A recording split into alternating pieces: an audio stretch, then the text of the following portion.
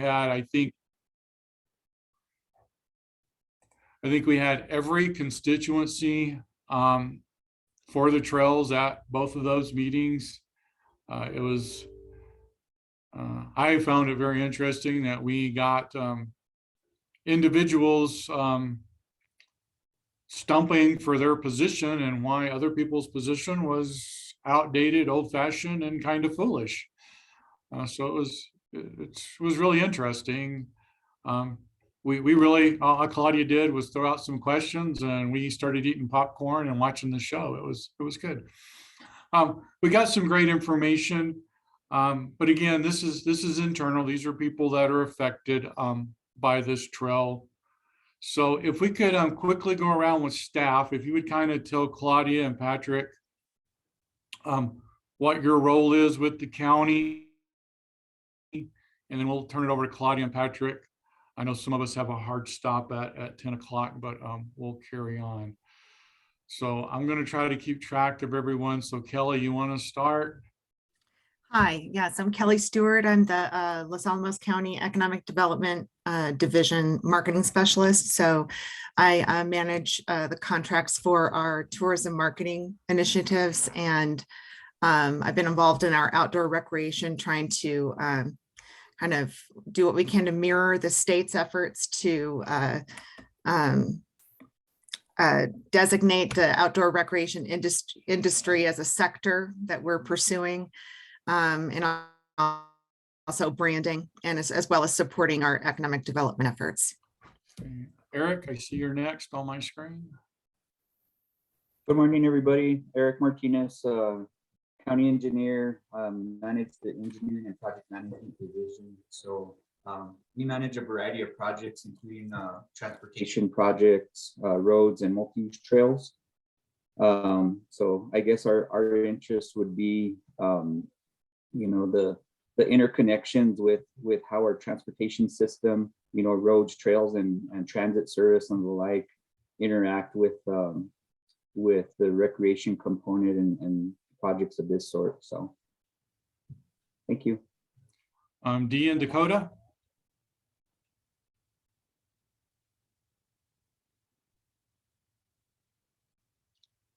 You're on mute if you're saying anything.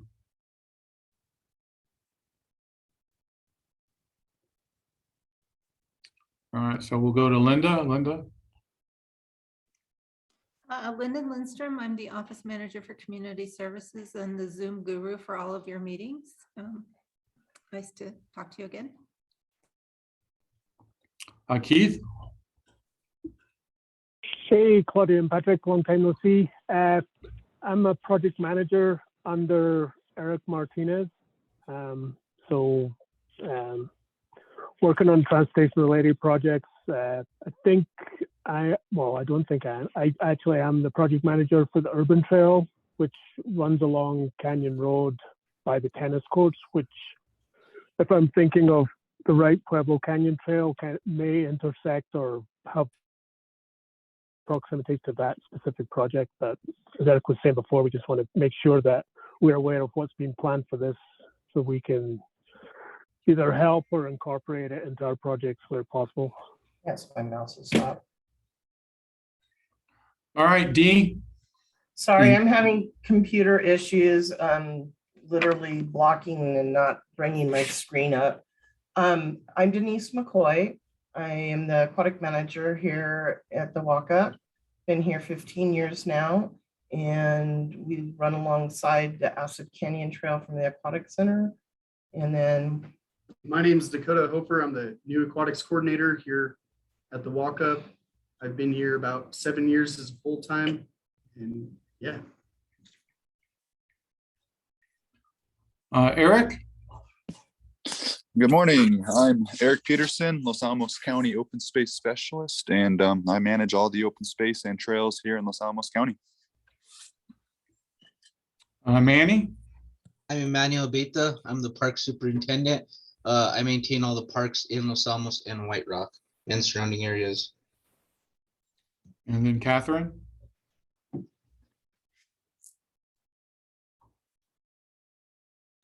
Sorry, had too many windows open. Catherine Headsmith. I'm a senior management analyst with community services, and I work with pretty much most of the departments that are here in any type of way to help support them. And Jennifer, I'm sorry, I don't know if you're with Claudia or with us, so you go ahead. That's okay. I am Kelly Stewart's intern over the next several months, so I get the really big benefit of following her to all these fantastic things happening in the community. So you'll see me pretty much wherever Kelly is these days. Okay, great. Nice to meet you, or nice Thank to you. see you. All right, Claudia, Patrick, it's all your show. All right, thanks. We'll probably do this a little abbreviated than the typical focus group meetings, just because you guys are probably much more in tune to the project and the, you know, what the scope is and everything. But great to meet you all. Good to see some familiar faces out there. We, like Corey said, we did get some great feedback in the public meetings that we did, or focus meetings that we did on Monday. So will be interesting to see kind of additional things that we hear. I'm going to just go through the project a little bit. I don't know if you're aware of our team. Patrick and I are out of design office in Santa Fe, a landscape architecture and planning firm. We've done some trail projects here in the region and have teamed up with Tony Boone Trails, who has got extensive experience both from the construction side, but also from the administrative side, having worked in the city of Boulder as their kind of trails coordinator for a number of years before branching out into actual construction. So he's got a lot of time under his belt doing exactly this. And then this is a new effort that we did this time where we brought in another landscape architecture firm who specializes in drone mapping. So John Altschuld from Chinook has actually been out there and taken drone footage of Pueblo Canyon in order for us to more expediently track the existing conditions, existing trails, kind of get an understanding of the topography, and specifically zoom in on the skills park areas so that we can understand those and actually use that data for planning. So I think that's going to be an exciting aspect of this, particularly as it relates to the public interface when we present some conceptual designs. And then we've got McGill Trails. He's based out of Colorado. They actually do skills park designs and implementation. So they've got that dual role again of understanding construction as well as design.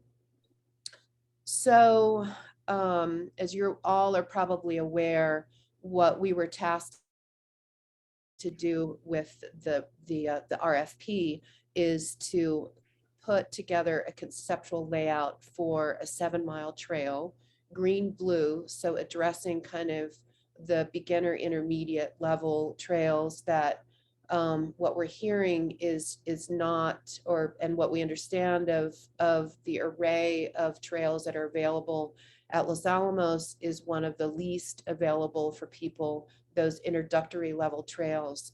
So the intention is that I think portions of the 7-mile trail will satisfy the green blue. And that would go from the aquatic center to the Y at 501 and 504. I don't forget what the number is, but anyway, you guys probably know where that is at the Y. A bike skills park, so progressive jump lines and drop areas here again that introduce people and particularly youth to the sport, and satisfying that kind of green blue, so entry level skills park for that age group and people entering the sport. NICA routes, so that's National Interscholastic, I don't know what the C is. And anyway, it's for. Cycling Association. Thank you. So we're looking at a staging area and loops that not only can youth use those loops, but that it could also be used as a location for staging events there. So that's something that our team is familiar with, and we kind of have looked at a couple different locations for that, and I'll go through that here in a second. And then an equestrian connector trail from the North Mesa Stables down into Bio Canyon. So we're going to be looking at conceptual routes and layouts for this. So far, our focus group meetings have just been listening sessions. So we've just been, laying out the scope of this work, so that people are clear what exactly we're doing with this effort. We're asking for information on amenities. So far, we haven't received that much response on amenities, but I'm confident that in the public meeting, we'll probably be getting some of that as we drill down a little bit further into some details. We'll be providing estimated costs for all of the scope, so that moving forward, you have kind of the bigger picture of what it's going to cost to implement some of these items, as well as maintenance recommendations, both short and long term. So I think our team having that kind of both administrative level experience, as well as an understanding of construction, can provide really good input on what it's going to take to keep these trails and skills park areas maintained. Obviously, one of the things that we're looking at with the conceptual designs is to look at alignments and designs that are sustainable. So that's always going to be a goal on all of these. I am going to show you here, well, real quick, kind of a synopsis of, or maybe I'll just give you a quick overview. The 7 Mile Trail is here from the Aquatic Center and heads. We're looking at, our team looked at the rim trail, but decided that was just, while the trail itself is possibly a green trail, just the fact that it's this like precipitous drop down into the canyon kind of just takes it off the table for satisfying the green-blue route. So our team is recommending that from the Aquatic Center, we actually drop down into the canyon and use some existing trails and put in some new connections that provide this kind of green-blue connection that takes you over to the Y. For the skills park areas, the preferred location is the one here that's just north of the Aquatic Center. That's further down into the canyon, so it's not the park area. The park will be overlooking this skills park area. I think the polygon here is a much bigger footprint than the actual skills park confines will be. That's something that we'll start looking at with with Jeff Lehman from McGill. He's going to be coming out here probably beginning of February to do some on the ground kind of assessment and layout of what that might look like. So that's something that we're looking at here. We think it's got shallower grades, so I think it'll work well for the green-blue jump lines. We think that the Orange Street, this zone here that's defined as an alternate location for a skills park, could satisfy some components of Skills Park, but maybe is a little bit different. I mean, it has the advantage of being close to the high school. We think there's a location possibly for like a small pump track, just for little kids. So I think there's a couple opportunities down in there. So that's something that we'll be exploring kind of as we come back with conceptual designs. And for the NICA routes, our team kind of thought that the best location actually would be putting a staging area here, like off of the county road into the canyon to the wastewater treatment plant. It's got shallower grades. So we'll be doing a layout of this as we head into conceptual, but just kind of to give you an overview, it involves parking, kind of vendor staging areas, tent setups for the teams, possibly camping. So that's kind of a larger footprint staging area where we can identify a couple of loops using existing trails, new trails, and the roadway that is already exists in the canyon. So I think there's this presented itself as like a better location for all of that could also serve as this kind of invitational for other teams so that Los Alamos County could actually host events in this location with close proximity to downtown, but kind of a little bit separated. One of the things that we heard, we heard a lot, but there was kind of a clear environmental aspect of people wanting to be sensitive to the existing habitat here of the spotted owl. So I think moving forward, we definitely want to make sure that what we're doing is accommodate or does not disturb that habitat and provide sufficient buffers to that habitat. I think, otherwise we heard a lot of similar, like what we're hearing in other places where there are these known conflicts between equestrians and bikers, between old timers who don't want to see any change, but people who acknowledge like there's a lack of trails for youth and people who are getting introduced to the sport.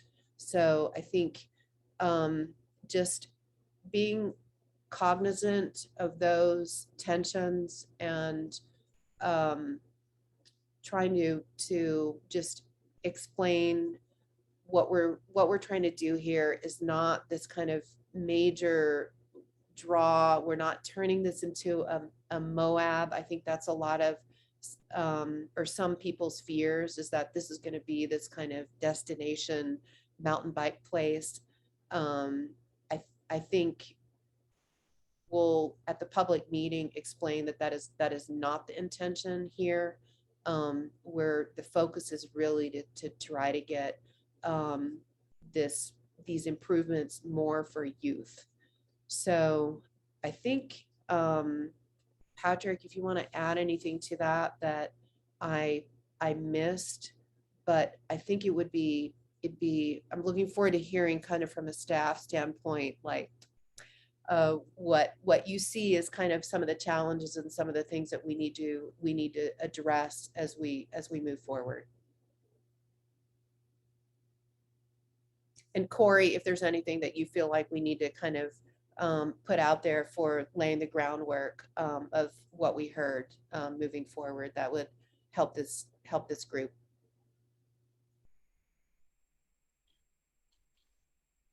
So I did want to let we have two people have joined us. So we've got Dan Ungerleiter, who's our economic development manager. And then we have Diane Marquez, who's our park recreation and open space manager, has joined us as well. Great. I think I would just toss it open to these guys. I kind of roped them into my madness. Some of these people were part of the RFP process. So I think just getting their musings and thoughts would be helpful. And we can add on to teeny tidbits. I think you covered the summary of the meetings pretty well. Again, I will say that it was not Claudia or Patrick or I that were defending anything. It was the community having a conversation about, well, yeah, I'm glad you've been here 50 years, but I just moved here and I need a trail to learn how to do this on. Or as somebody from Atlanta says, I try to coax new people, and it's kind of a bummer when they first go out on our trails that I have to take them to the ER or carry a first aid kit because they get banged up on their first experience.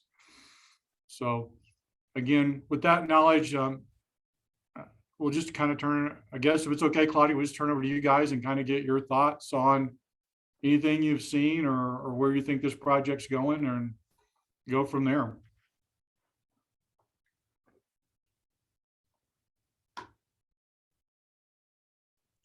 Jump off, Eric Martinez. All right. Thanks, Corey. And thanks, Claudia, for the recap and the overview. I would say that the challenges that you're facing on the public involvement side are a little similar to what we're seeing with the urban trail, in that there's concerns about conflicts between different users of the trail, and you know, especially like in the downtown area, and the number of trail users and conflicts with events and bikes and pedestrians and things of that sort. So it doesn't sound like anything new as far as how the community, you know, views things. In the past, we had used that area off of Orange and Olive Street as a construction staging area on a few projects several years back. And so from folks that, you know, really are involved and care about the open space and that area down below, is the reason we're not using that area anymore as a staging area, because they kind of wanted to make sure it was kind of left in a you know, kind of wilderness, more pristine environment. So again, that was years ago, but I imagine that the feelings are probably still very similar from the folks that live above that area. And I think it's largely Pueblo Street that we're hearing from residents along that stretch of Pueblo. So, and again, in the past, we had used that area to lay down some excess fill dirt that we had from several projects years ago. So that might be because there is the topography has changed and has been raised because of that material that we left behind there. Might provide you some opportunities to create some kind of skills park down below. Has a fairly, you know, good access road. It might need to be improved. I haven't been down there quite some time.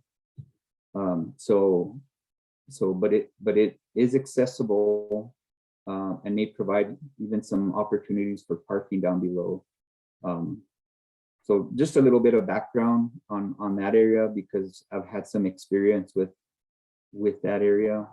There are also DOE monitoring stations within that area and Acid Canyon. So I'm not sure if you guys already had been in contact with DOE, just to get some background on where they may have some sensitive areas that they're doing stormwater quality monitoring. But at some point you may want to reach out to them to make sure that any plans that you're looking at are have that in mind, because they may have some issues with moving dirt and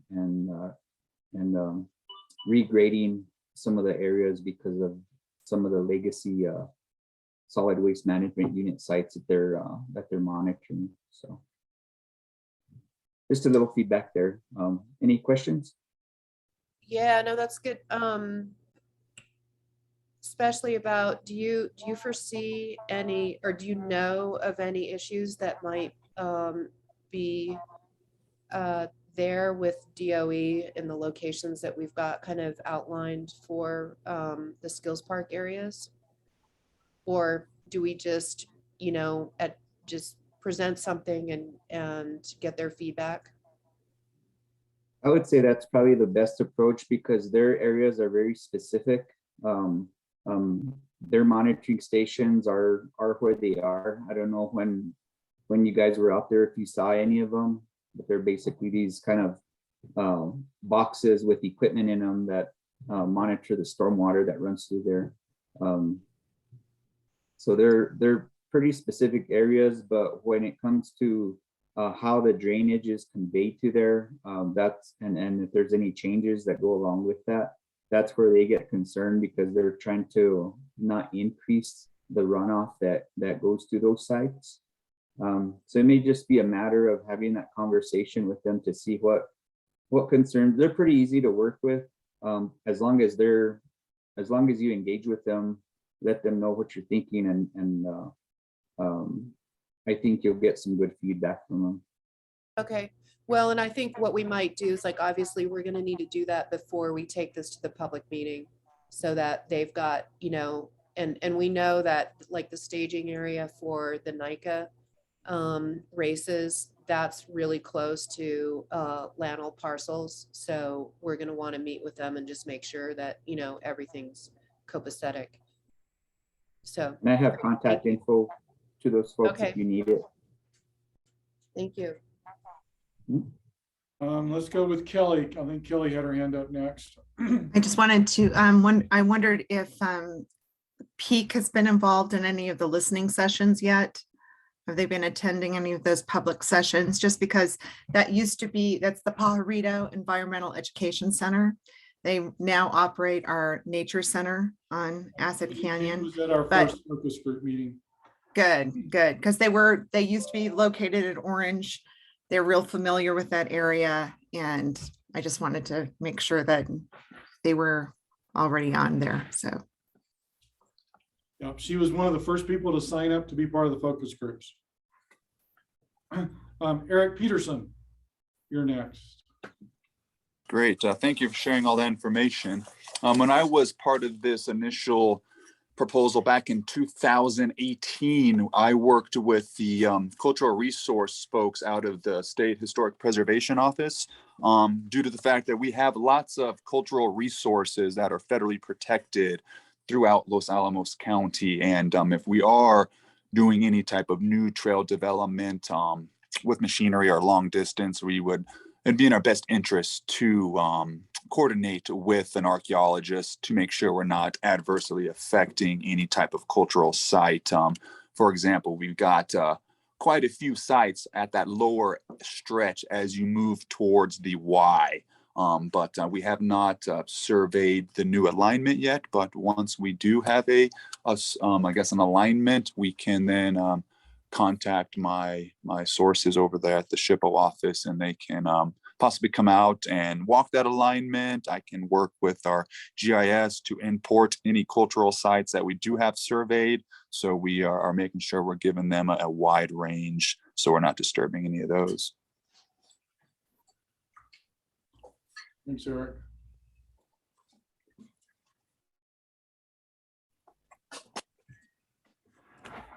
Anyone else?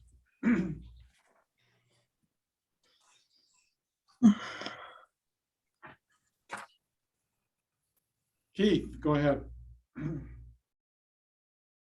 I'm not sure how the trail that you're looking at will connect from the aquatic center, but I can share with you guys what we've got so far on the urban trail alignment, just so you're aware of what's going on, and then let me know if you foresee any connection points or access. We'll let you know we're on a fast time frame. We have to have the design completed by May, so I'll share information, some design plans with you, so you can take a look at those and just double check. You don't need to correspond with me. Yeah, that would be good, because particularly, you know, I'm assuming that the urban trail connects to the aquatic center. We're essentially just run along the edge of Canyon Road. So where there's an existing sidewalk will be widened, and the aquatic center's already built, 10-foot wide trail, basically back a curb from that driveway on Canyon Road to, I guess, Central Canyon intersection. Okay. So it's basically you a want us side to- path along Canyon Road. Would you want Pete to share a map with you right now, Claudia, that you can see it, or that can wait till later if you like? I would Um, like to see it. Bring it Oh, up. come on. I put you on the spot, Give me- Pete, sorry. Thanks, Eric. Let me give me a couple of seconds just to pull up, because I wasn't prepared for this. My Oh. biggest question that I would have is how does this impact the aquatic center parking? Now that we're getting our new addition up, I know a lot of users use our parking lot to use the trails. Has that been taken into consideration? Yeah, and I mean, that's a good question of, because since this is largely, like, a lot of what we're doing this for is youth. So we're really hoping that youth can, like, they're not going to be parking cars. So so they'll be accessing the internal network to get to the skills park area. Certainly people might use this as a trailhead. So that's something that you'll need to monitor. Yeah, I don't think really skills parks attract a lot of parking. And just a little bit on my thought is, because it's centralized, if there were people that wanted to take the longer trail, there's also the ability to park up at the library or be bused in, or park downtown and ride the short distance down to the aquatic center to access it. So there's kind of some overflow parking in the general area there as well. You know, I'm and not familiar with this project at all, so I'm just trying to have an idea of what is going on. Got an invite and really haven't heard anything about this until the invite. you know, Dee, one of the things that that I will say is, like, typically with a skills park, you know, people spend a lot of time in one location. I mean, kids will spend like the entire day there. So so having adjacent amenities, like, I think that's something that you may have kids coming in to use the bathroom, like it's that's something that I think as a municipality, like, we'll need to think through a little bit. Do we want to put up porta potties somewhere? You know, how like, are you guys set up? Are you fine with having users kind of go up to the aquatic center and use the facilities and then go back down? Like, that, the logistics of that to me are part of kind of what we need to look at. Okay. Thank you.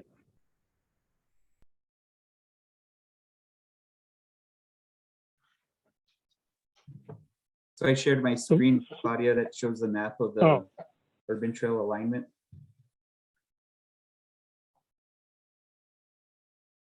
So the different colors Claudia, represent two different phases, the orange being phase 1 and the red being phase 2. But our plan is to construct them under one construction project.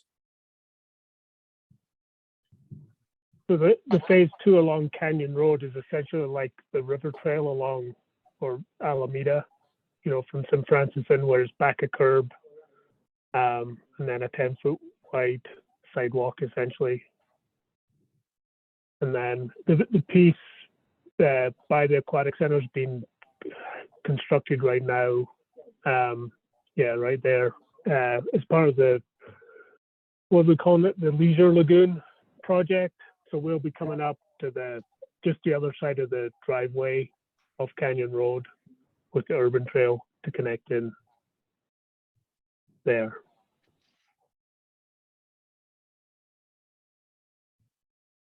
Okay, that's great. That looks really good. And it connects the nature center, it looks like. Yeah, the driveway. What's the timeline of this? When is this going to be implemented? So our construction funding this federal fiscal year. So we'll have the design, or we have to have the design completed by beginning of June of this year. But you know how federally funded projects goes, so we won't probably have our construction agreements until later in the year.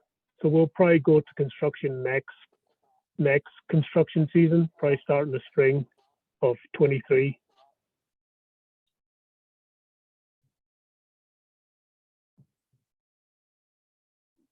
So by the end of 2023, it should be finished. Great. Can you, Keith, before you take that, can you point, I'm sorry, I was gonna ask if you can just point out with the access point on your drawing.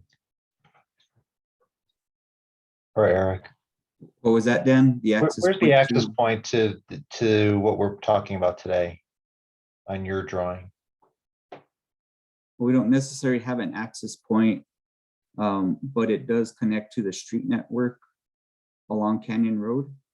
No, I meant for the bike trail system that we're talking about right now, the 7-mile stretch. Where are we getting to? Oh, we're getting to it right there at the aquatic center. Yeah. Well, I think generally you guys are talking about this area in here, Claudia. Exactly. Yeah. I mean, presumably it's like somewhere off of the parking lot.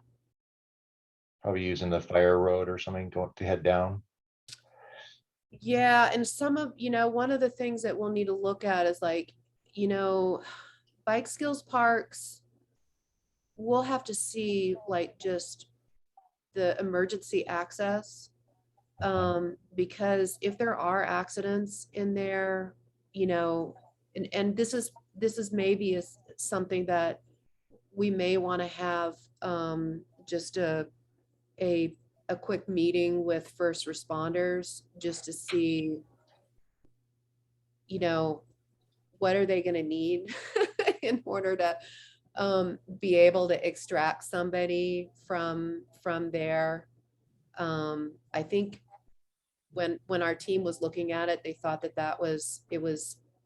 like the grades allow for, I don't know what type of vehicles, but that is a consideration for the location and the design of the trail that is maybe a little bit wider and more generous down to the Skills Park area.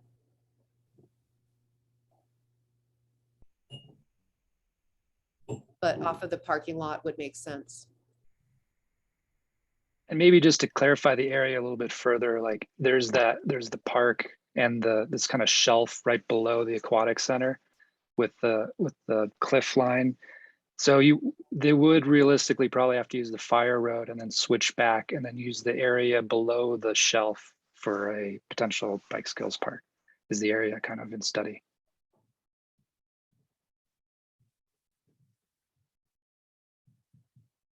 Yeah, kind of where the left of urban. Yep. So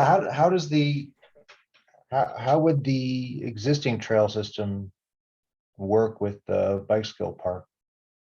I say that because this is one of the trail systems that I fell in love with when I moved here. So not that I'm emotionally connected to it, but I kind of am. So it was my first introduction to walking through a canyon. So I'm wondering how many other people experience that, and I'd like to, have we considered how we're going to protect or at least integrate those so that they can work together?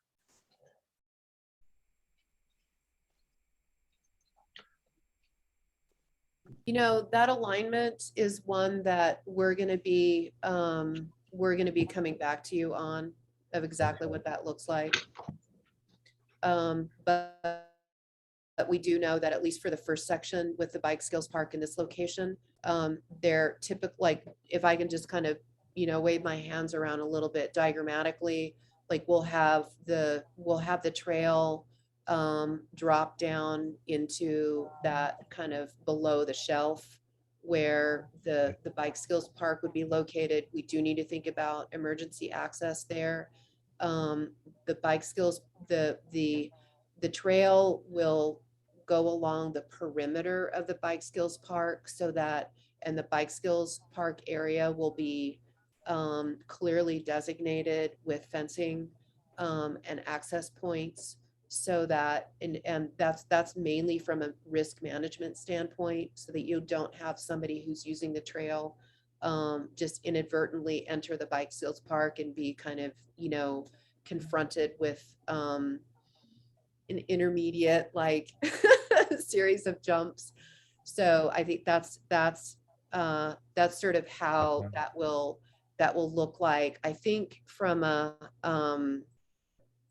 an experiential standpoint, I mean, we can certainly look at, is there a buffer between the trail and the bike skills park so that you have a little bit more of that canyon experience? But I believe that experience will be more apparent as you extend into the canyon beyond the bike skills. Understand. Okay. As far as just speaking for our team, like our kind of method is really to work with as much as possible with the existing conditions and not do like, so we're going to navigate between existing rock outcroppings and trees. And so I think the intention is not to have this like completely new sort of, you know, raised footprint. It's really to kind of use the natural features that are there. And because that's what really makes it site specific and unique to its environment. Have you looked at other enhancements to the existing conditions that are out there for the trail system or for views from Pueblo, what was it, Pueblo Street, or I guess the concerned folks? Have we looked at kind of sharing this with them as a way to enhance what they already have or to repair damage that Eric was describing some mold fill back at one point? Are there opportunities here to show that we're enhancing or repairing previous damage? Or, you know, we haven't looked at that specifically, but I think this is a master plan. So as we come back and propose areas or features in that canyon in particular, I think we can identify locations where we can restore habitat. okay. This is all really exciting. I was trying to figure out the access points and how I can draw, how we can put a bike shop in Central Park Square and have that the key entry point somehow, and make a business opportunity out of this, or take advantage of the teen center washrooms rather than trying to build a new facility and maybe provide bicycle tools and other shelters and so on away from that area, so that when the youth come in that you're describing, they could fix their bikes, tune it up, and then head over to the trail rather than using the pool as not necessarily the aquatic center as their starting point. So I'd love to figure out, even if it's through wayfinding or signage or amenities at other locations. We've got the dog park, Central Park Square, Ashley Pond. There's all sorts of different places where we could start the trail, or at least, or at least make it the meeting point to get your bike ready and put your helmet on and get in there. And maybe there's maybe the community services provides classes out at or the entry to training out at the dog park. And then you could take Urban Trail over to the entrance. Are you talking about the community field when you say the dog park, right? It's where my across dog, from, it's where my Matthew dog Road? goes, so I call it a dog park. And Yeah, the I community know field. that in our food truck stuff, we've been talking about, opportunities or areas where food trucks could be located to provide that part. Jen, it looked like you turned your camera on. Do you want to talk to anything? Oh, okay. Put her on the spot. No, that's all right. Hey, since I'm joining late, this is Clay Mosley.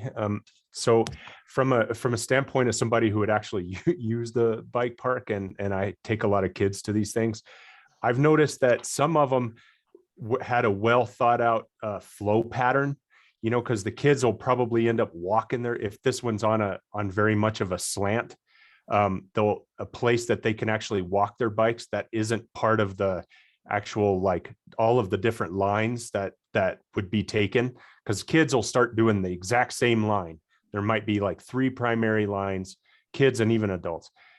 So as long as, like, the walk around where they push their bikes up back to the top and get gravity back down, if that can be arranged so that it's like nicely graded and sloped away and around all of the lines, because I've seen parks where they didn't think about that, and kids are walking straight up where people are coming down. So there's like this conflict between the people who are, hauling butt down into the lines while kids are trying to push their bikes right up through the park.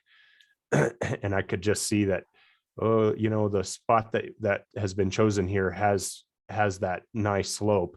So something that would be, sustainable for all of the walking traffic up and not in conflict with the people coming back down. Anyway, I just thought I'd put that out there because I have been to a lot of Absolutely. I these. think that's part of a conscientious and responsible bike skills park design. Yes. Other than that, I can't wait to write it.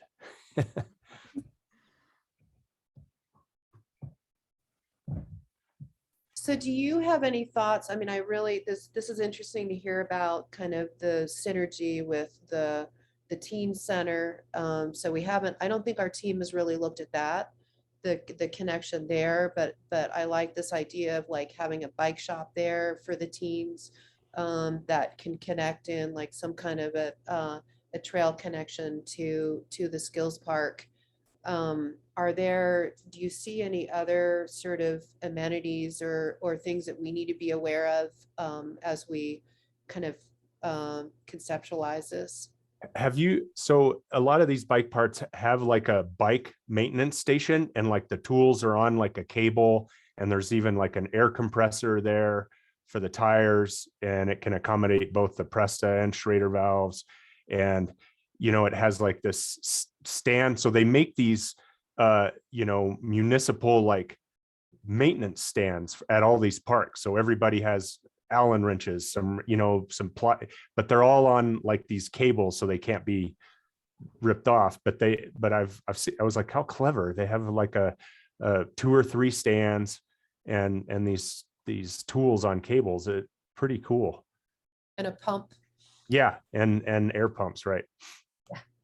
I think when you're talking about synergy, about a quarter mile up Central, we have the Mesa Library, we have Fuller Lodge right across the street from that. We have the Teen Center and the Youth Activity Center around Ashley Pond. There's also bus stops. Our community loves our public transit. It really moves kids around during the afternoon from the middle school and the high school to downtown. So that's already a kind of a congregation place for kids. It's also a place where a lot of our commuters that work up here, they actually bring their kids up here to school. Mm-hmm. And they use the downtown as after school. So, I think something else to consider would be, is there an opportunity maybe either at the teen center or at somewhere near this, is there a possibility for bike lockers that people could have their storage, so if they brought their kids Monday through Friday, the kids could go do an activity, after school, particularly more in the spring and summer months. But I think that would be something to think about. Again, that's kind of why when I originally put this together, I was thinking about the aquatic center, because it is so close to downtown and these other elements in the urban trail that it really begins to get that feeling of place that you can ride your bike here and it's not too far. There's 3 or 4 little cafes that you, within a quarter mile, you could ride up and get a smoothie, a soda, something to munch on while you're there. Or if you're older, right around the corner, you can go have a couple of beers if you want to. So I like, I'm going to back up on what Corey said. This is probably the best spot you could have found to do this. So you're right in the middle of a lot of stuff, and how you enhance the surrounding amenities. That may be a work in progress that happens almost after you do this. But I would say that having a place for kids to keep their bikes, and thinking about what effect it's going to have on the aquatic center, because inevitably they're going to start wandering in there, and how it affects the aquatic center operations, that may need to be handled up front. I was just thinking, it was like, people may start using the aquatic center for something that maybe it's not designed, and it might be a stress on that system. There's also, I think it's an active project, part of a Leadership Los Alamos project, that to come up with a tween district. It's SOBIA in the community development. So you're really looking for that kind of missing middle of tweens. And there was I don't know what the latest is on that, but I know that's kind of in consideration and development. And it's not just one place where they go, but activities and programming around for tweens that's promoted to tweens that this could fit into. I think part of that is, with these skills park, I think there's an opportunity maybe somewhere with the park that is on the top of the escarpment is, they love showing off. So having kind of a spectator area up above so that people, can watch. And I think something else we didn't mention is in front of the library is also a skate park. So Okay. yeah, and there's another amenity that kids have in this general area that they can do something in the middle of town that's relatively feels safe to people.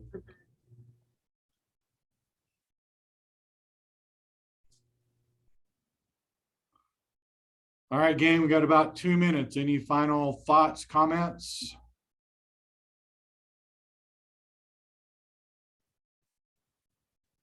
There we go. Go ahead, Eric. I'm sorry. Just one last thing, and I'm glad Clay mentioned it, was about the bike stations. We had been talking about doing something like that too on the multi-use trails over the years. So for something like this, it might be worth considering that too, or listing it as an item for consideration as projects are implemented. So just wanted to echo that. And actually it's a great location near the aquatic center. I mean, not to add to their, the things that they have to manage, but it's just, it's good to be on a site that already focuses on recreation. Well, I'd love to see an example of a shelter or a facility that you could, that houses bike maintenance or the stuff that are lockers and so on. Is the property to the south, on the south side of Central, is that available for a shelter, or could we use it for something? Or, is that right of way, or is that part of? where they, because there's a trail right now, there's a sidewalk trail that runs through that wooded area south of the aquatic center.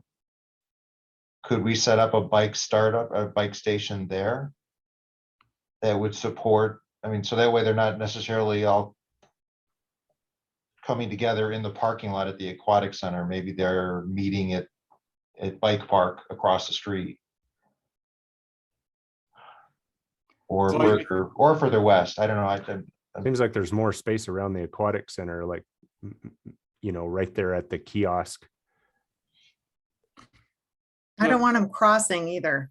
Yeah, I know. They're gonna anyway. They're crossing anyway. So I guess I'm not as concerned about that. I think they are crossing Central.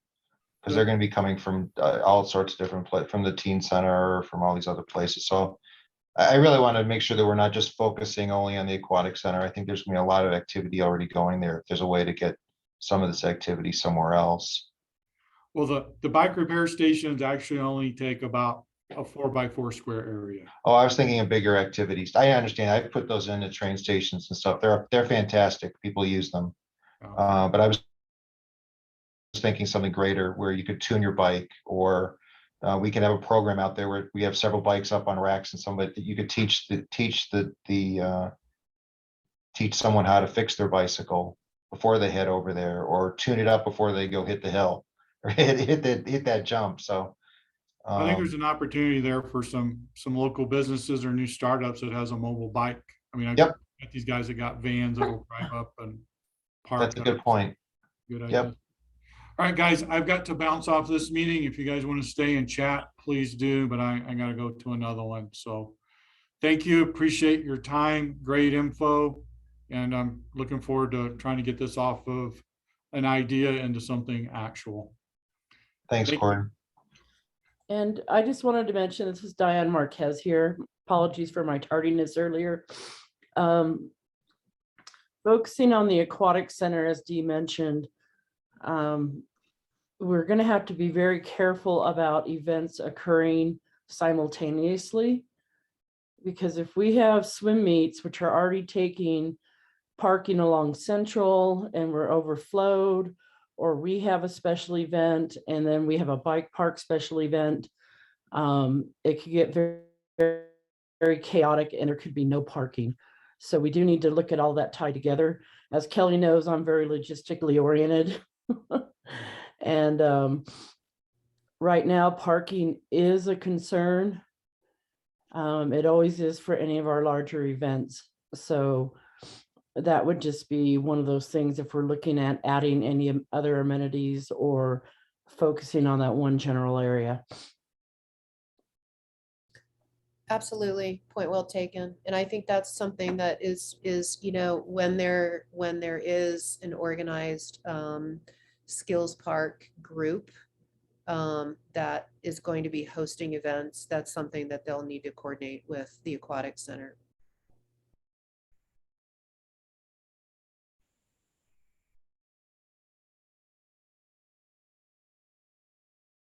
Well, thank you all.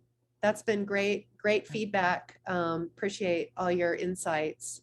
I will add one last thing. I wanted to wait till that conversation was over, but that did bring me to the point that, once we have something like this and a lot of the bike programs and the user group grows, I've seen that Santa Fe has done a good job of including more bike racks on the buses and stuff, that probably will be a connection that needs to, or a sort of a loop that needs to be closed with our local system. And I would imagine it would enhance ridership quite a bit among tweens and even adults, putting their bike on the bus. If they know that is there, they'll be able to get a shuttle. And anyway, that's all I wanted to say. And Claudia and everyone, I do want to mention too, that any kind of event coordination with the skills park and the aquatic center is great, but we also can't forget peak, because the parking impacts peak. And if we have overflow, they might start looking at that building for bathrooms or parking or stuff like that too, since it's right there. And we've got to look at our neighbors. and the apartments next to us and the church across the street from us where people are used to parking. It all comes down to all of that, but I know I'm all for this. I think it's a wonderful idea.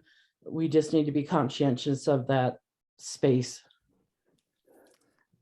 I wanted to mention too that Lanel has a bike group that would be, I think it's a good audience to get them excited about it. They live here, some of them commute here. And I just think it's a good thing to reach out to them specifically. I can get you information for that. Okay, that'd be great.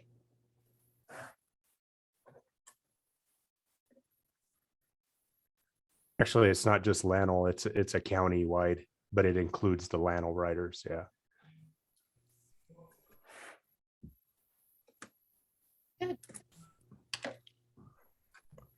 Thank All right. you. Looking forward to it.